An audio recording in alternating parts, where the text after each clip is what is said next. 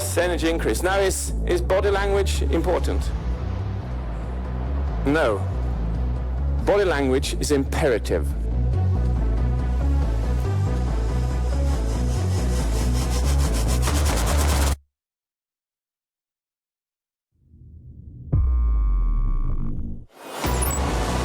To kick some over. Yes, energy increase. Now, is body language important? No. Body language is imperative. It is absolutely...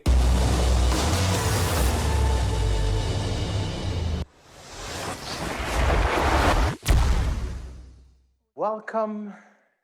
Good morning. Buongiorno. Servus. Wie geht's? Hejsan. Welcome to our manor, the JP Manor, and welcome to the first step on this, your journey in how to optimize your communication in your workplace. So I want to welcome you to a session, 24 minutes of me engaging you in one of the greatest things that we are being puzzled over with right now.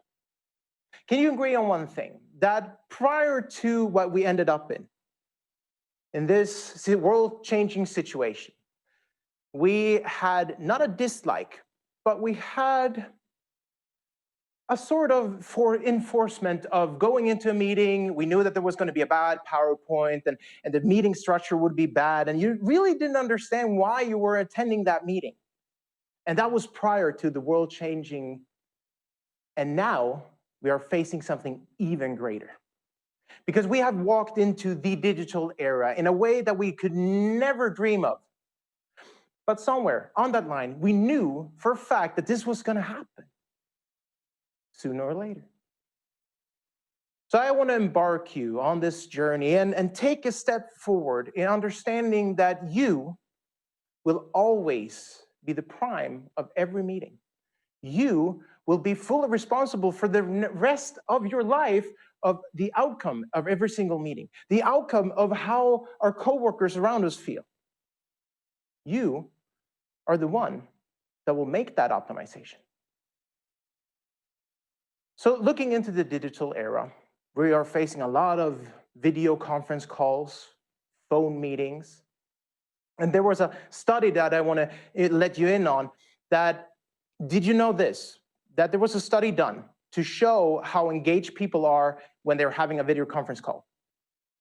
And that study shows, and this might be breaking news for you, but did you know that 27% of the participants that was in that study did come clean that once or twice in a video or an audio meeting that they have fallen asleep, like this gentleman right here. Maybe you recognize yourself, maybe you don't. But the question that we have to ask ourselves is, why is it that way? Why are people doing so much other stuff than really participating in that, what you give them, the most important, crucial thing that you have, and that is your time. And that is something that I'm going to straighten out right here and right now. So to do that, I'm going to give you a single-handed tool that will give you the effects of as following. Listen to this and see if you like this. Number one, it will open up your nonverbal communications to levels you've never, ever felt before. That's number one. Number two, you will have people be more motivated and engaging in what you're talking about. And the third and most important reason, and this tool will give you, is that people will start remembering what you talk about. So that is what I'm going to tell you and what I'm going to give you. But to give you a full understanding of how that's going to work, we have to look back and take a step back in how you look on the inside of your head. So between your earlobes, there's a gray mass that in general weighs 1.2 kilograms, and it looks like this. So this is your brain, and we all have them. But looking back 450 million years ago, because I have to give you the structure of how it's working, because if you get that structure, you will have full understanding how you can optimize your communication, not only in your workplace, but on a private level as well. So 450 million years ago, we got this part of the brain that was created. So this is called the reptile system. pretty basic functions, but so, I would say, imperative for your existence as you know it. Because it has three things. So in every situation that you end up, especially new ones, every situation that you end up, the brain is going to go like this. Okay. You walk into a new room, you open up your video conference, and the first thing it's going to say is, okay, ooh, am I going to survive? Ooh, am I going to survive this?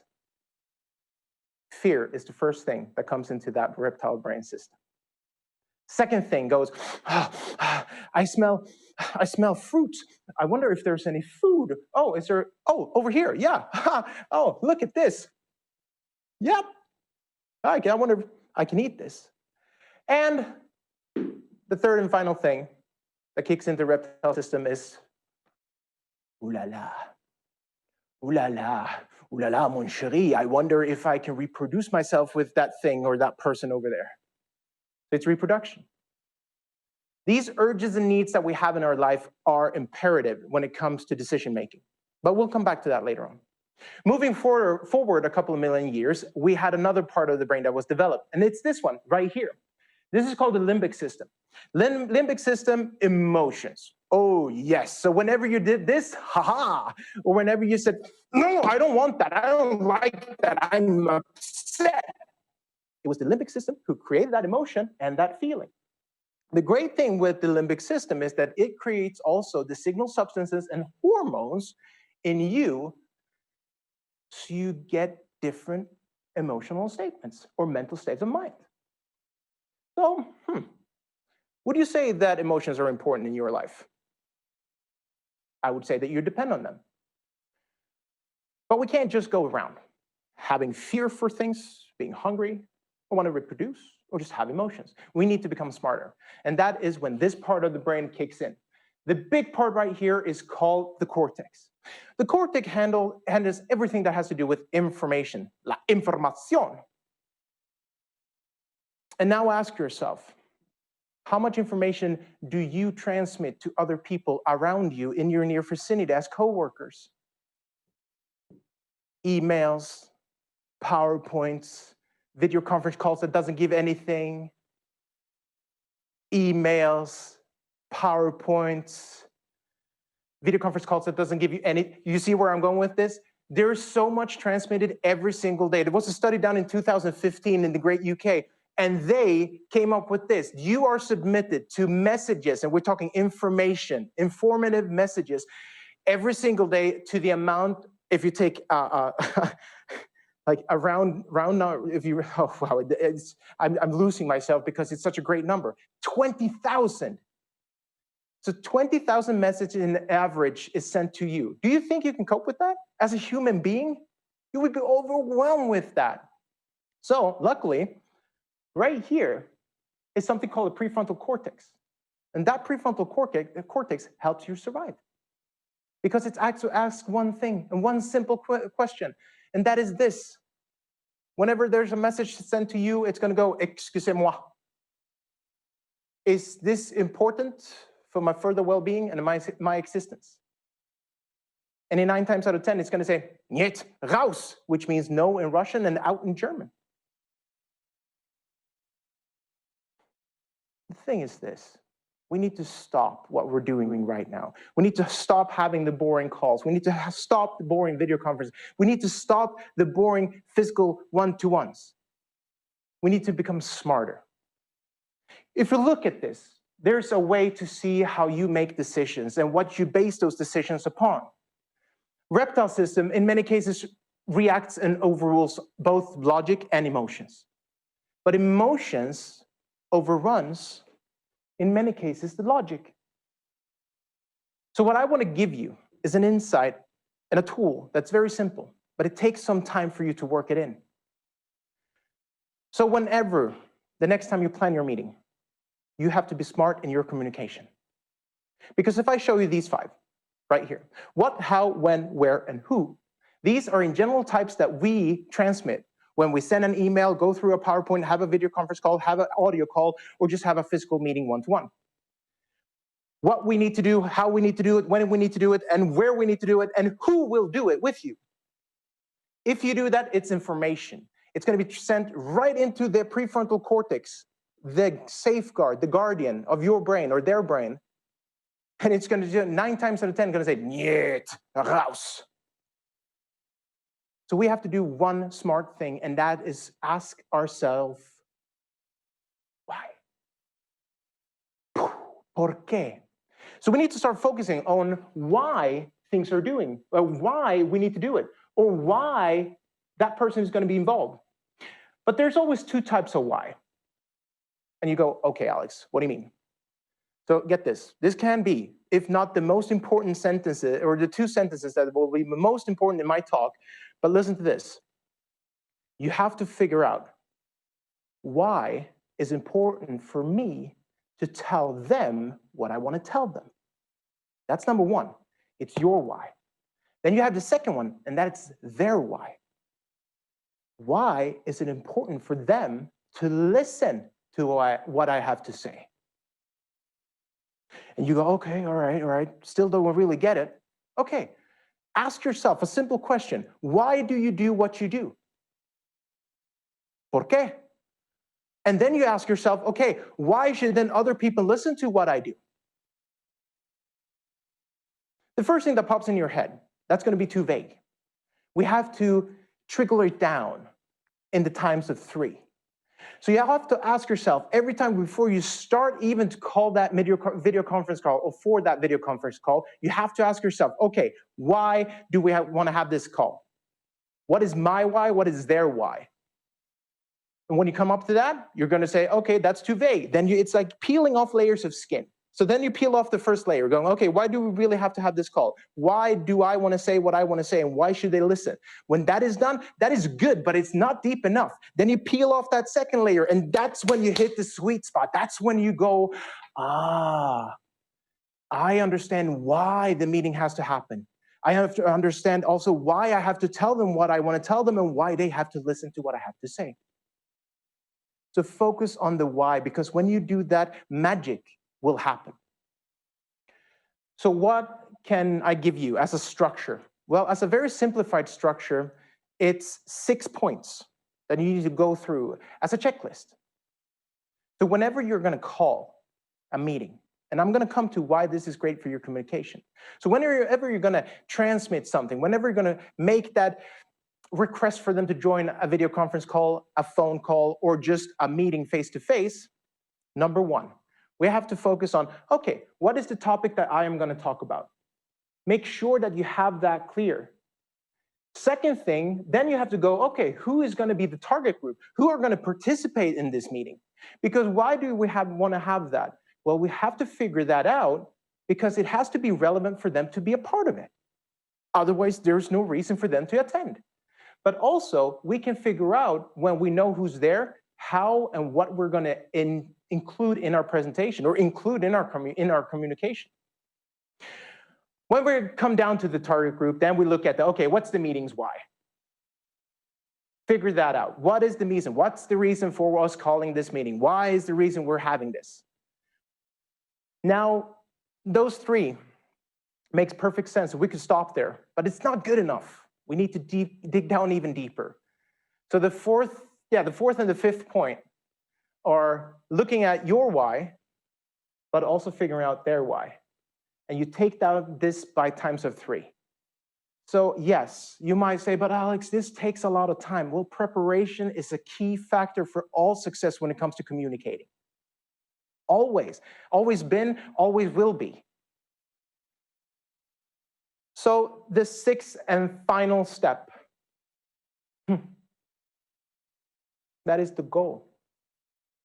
What do you want to achieve with everything? What do you want to achieve with you setting up a meeting or setting up this face-to-face or just a phone call or just talking to someone?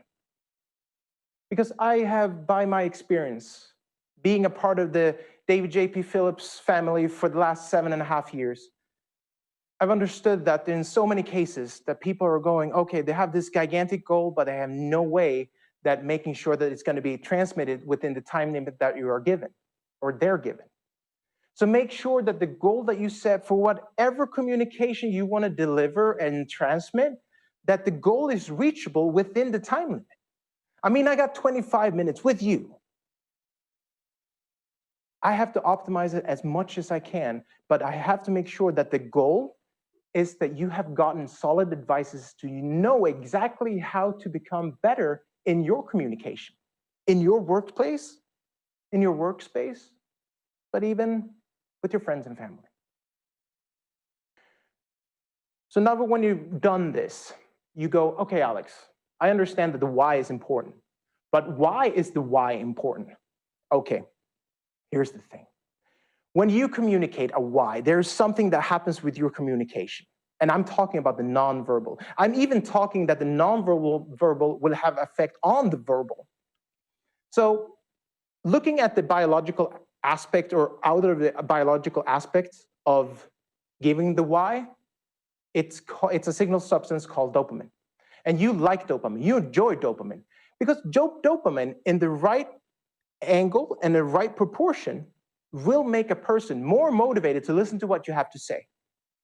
It will also make that person more focus-oriented on what you're saying, but the greatest thing and effect of dopamine, it increases the memory from the one to who you speak with. But for your sake, there's this blows my mind every single time. So when you give somebody else motivation, and you are using that why, it's like you're taking a golden key into your ear and you're opening up a door to your nonverbal communication.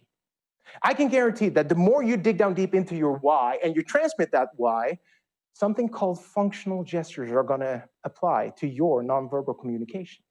So you might ask, what is functional gestures? Well, a functional gestures can be a spatial gesture to show that something is growing or something's decreasing, or it's going to be high or low, or it's something that moves in one direction or another direction. It can be something as simple as you're going to stand in front of somebody and give them a regulator, which is a hug. You can welcome them, even take a step forward and go, good morning, everyone. So great to be here today. So that will open up. And the more you listen to the signals that are transmitted into your entire body and even your feet, then people will start gaining more trust in what you're saying as well. Because if you look at the studies that have been done for so long, the scientists can't agree on exact numbers. We got the German scientists that stand over here and go, na, es geht da nicht, es 58%, jawohl. And then we have the Italian scientists on the other side and say, but no, señora, no, it's 96% yes. So if you draw a general number between all the studies from 1970 up to this day, we find that you transmit up to 70%. People trusting you more with your nonverbal communication. Now ask yourself, can you really, in this day and era and age, can we really lack that and not use that 70% of people trusting you, what you're saying? Not only if you're sending your business message, but when you're sending your thoughts and ideas, your meaning. So I'm saying this, start implementing more why in your communication around your workspace. Give them the reason why you call to a meeting, why you should open your mouth, and why they should listen to your mouth opening. You will see greatness like you've never seen ever before. But there's also another thing. Going into this digital era, I can hear you guys saying, oh, okay, Alex, that sounds really good. It sounds really amazing. But everything crumbles. Yeah, everything crumbles when we have this video, this camera in front of us. I mean, being a public speaker, I know for a fact that many people feel a fear of public speaking more than death itself. And that is public speaking. Now we've gone to an era, a new age, where this is going to be even more scarier. That little camera that I'm looking into right now that doesn't give me anything back. So there was a study done in Finland that shows that eye contact creates something else, something that bonds people between each other. And the great thing with that is that it's not only when you have a physical interaction with somebody and you look that person in the eye, this is now also transmitted through the camera. It's harder, but it's there. And what I'm talking about is the substance of oxytocin. So oxytocin is generated by me looking into your eyes like I'm doing right now. And hopefully you're responding by looking back at my eyes.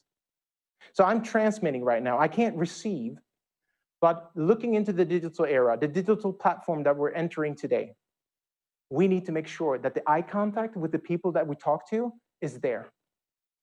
So make sure to remember to have that eye contact with people when you speak to them using a camera. Well, I would say that even when you don't use a camera, you should definitely have the eye contact. So now I've given you solid advices of what why will give to you. Nonverbal communication, that it will open up something that is so imperative in your life, and that is to gain trust from other people. And now you also know that you transmit oxytocin by just looking somebody in the eye. Is there anything else I want to give you? Well, as a stand ground, or something that I do every time, and then it is using impossible rhetorics here, but every time, if I get the chance and opportunity, it's always, of course, something we need to, the elephant in the room who needs the address, and that is the magical noise that we make when we have no idea what to say. When it comes to optimizing your communication, there's several different things that we have to be clearer in our message. We need to gain trust. We need to be confident. But everything just crumbles down if we do one thing, and that is something that you know perfectly well what it is, and that is that noise that we make when we're not certain of what we're going to say. It might be that it's not our native language. It can be that we're structuring or just forgot what we're going to talk about, and that is the magical filler sound. I know I look like a zombie doing that, but you know perfectly well what sound I'm addressing to. So here's a quick tip and an advice that can revolutionize your verbal communication. First of all, we have to identify that we have an issue.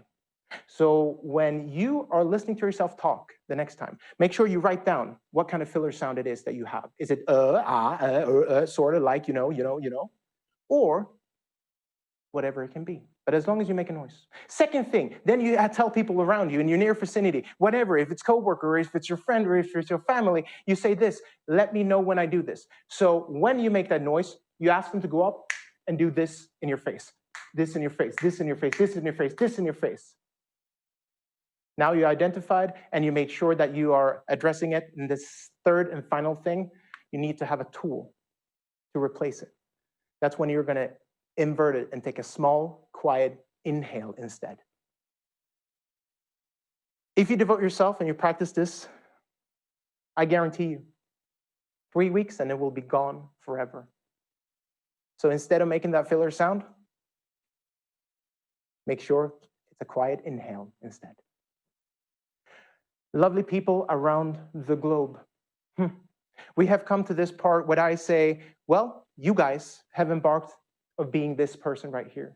You've embarked on that journey of taking a step forward in your communication. You have now taken a step forward to optimize your communication, and you have taken one step further to not limit your communication in life. So when you wake up tomorrow, you have a choice. Either you go, well, that was a good talk yesterday from Alex. Yeah, I'll keep on doing what I've done so many years before. Or you say this, I want to become the best version of myself when communicating in my workplace, and today is going to be the first day I'm going to do it. Thank you so much for these 25 minutes. I hope you learned something and take that away with you tomorrow when you wake up. From me here in a lovely Sweden, in Ramnäs at our course facility, I wish you a bon voyage and arrivederci tutti.